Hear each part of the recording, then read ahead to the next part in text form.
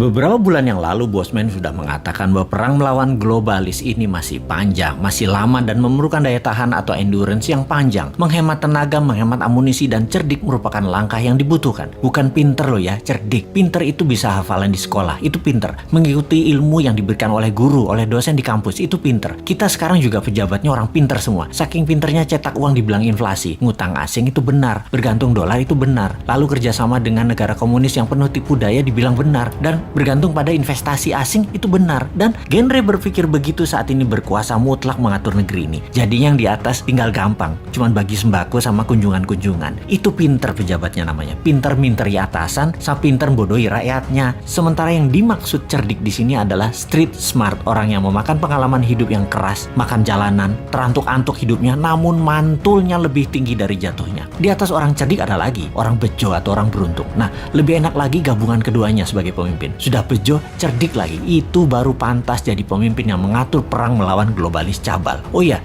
sebelum lanjut, kita harus membedakan pebisnis globalis dan globalis cabal. Cabal adalah secret society, lebih menginginkan kepengendalian mutlak atas kehidupan manusia. Cabalis itu sudah pegang kendali atas teknologi, atas informasi, kendali atas komunikasi, sistem keuangan, dan sekarang kendali ke arah dua hal yang penting, yaitu kesehatan serta makanan. Musuh negara tidak berdaulat yang pemimpinnya oportunis itu bukan hanya dua negara besar, Tiongkok dan Amerika, tetapi ditambah juga globalis cabal. Jadi ada tiga musuh sebenarnya. Kita detailkan ketiganya, pengendali negara lemah tersebut. Pola kendali terhadap negara lemah atas dua negara besar dan kelompok globalis adalah tiga strategi Tiongkok, yaitu menggunakan soft power kalau Tiongkok ya. Pertama, kendali atas media massa sebuah wilayah. Nomor dua, kendali atas pejabat pemerintahan wilayah yang ditarget serta anggota parlemennya. Kemudian nomor tiga, kendali atas peraturan hukum dan penegakan hukum di wilayah tersebut. Di sisi lain, strategi Amerika itu menggunakan hard power, yaitu tekanan militer, terorisme, ideologi, humanitarian, menggunakan organisasi multilateral seperti IMF, PBB. Semua adalah tool Amerika untuk menyedot aset harta negara lemah. Strategi globalis cabal adalah pegang sosial media, informasi, dan big data. Mereka bukan mau menguasai wilayah hajat hidup seperti Tiongkok, ambil sumber daya alam seperti Amerika, kendalikan energi dan oil, serta dolar. Bukan. Globalis cabal kendalinya atas data, atas minat interest seseorang, mengubah tindakan perilaku, merubah society, merubah dunia dengan merekalah pemegang kendali hidup manusia, bukan hanya wilayah. Globalis cabal anti negara, anti nasionalisme, senang atau mendukung pemimpin otoriter yang bisa dikendalikan oleh mereka. Jadi saat ini perangnya ada tiga front, Tiongkok, Amerika, dan globalis cabal. Globalis saat ini pegang kendali atas big farmasi atau perusahaan obat-obatan besar serta kesehatan. Alat tes COVID, virus COVID, dan vaksin adalah satu paket globalis cabal yang punya. Sistemik sekali kerja mereka, didesain panjang sejak 15 tahun yang lalu. Detail, rinci, terarah, lengkap dengan perang medianya,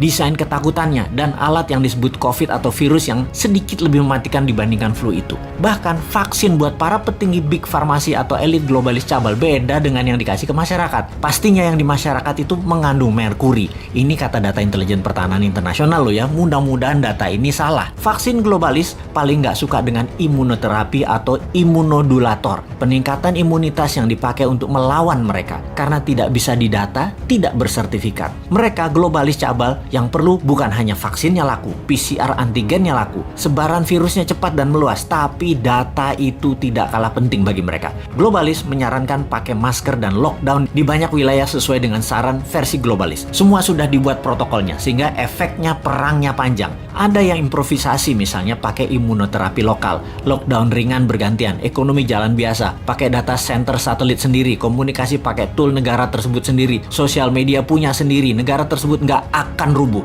ekonomi jalan dan COVID musnah dalam sekejap. Anti saran globalis dan melawan mainstream pasti menang.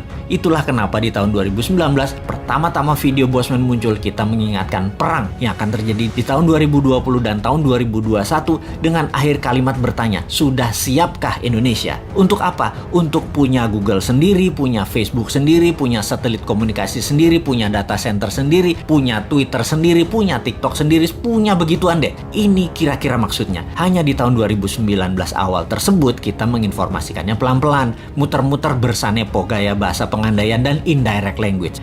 Ternyata nggak paham gaya bahasa beginian. Wes, Jawa Timurane bosman metu tak sikat pol saiki. Faktanya perang pandemi ini panjang, 2025 baru bersih. Dan bukan karena virus solusinya, tapi natural herd imunitas solusinya. Terpapar banyak dan sembuh pakai imunitas diri sendiri dibantu booster multivitamin dan mineral. Kemudian perang apa lagi yang akan terjadi? Yaitu perang cuaca atau climate war. Sudah sejak tahun lalu dimainkan. Dan kalau yang ini, Rusia ikut bermain. Selain globalis cabal Tiongkok dan Amerika di belakangnya negara sekutu, terutama G7. Mulai nyadar sekarang di mana-mana hujan juga banjir. Kata-kata puitisnya adalah bagai hujan di musim panas.